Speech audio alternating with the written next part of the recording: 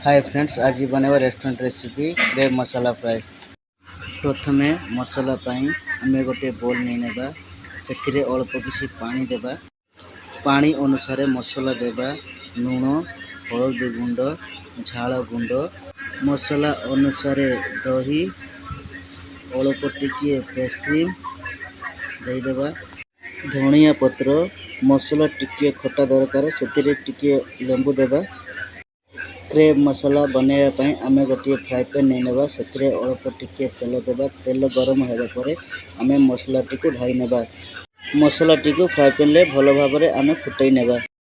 मसाला फुटिया परे boil करिथिबा crab टिको देबा। क्रेब टिको मसाला सहित भलो भाबरे मिक्स करि नेबा। फ्रेंड्स, फाइनली हमर क्रेब मसाला रेडी हो गला। क्रेब मसाला जो प्लेट रे देवा सही प्लेट टिको आमे भलो भाबरे गार्निशिंग करि नेबा। फ्रेंड्स, वीडियो टी भलो लागिथिले लाइक शेयर सब्सक्राइब कमेंट्स करिया पई भूलिबे ना।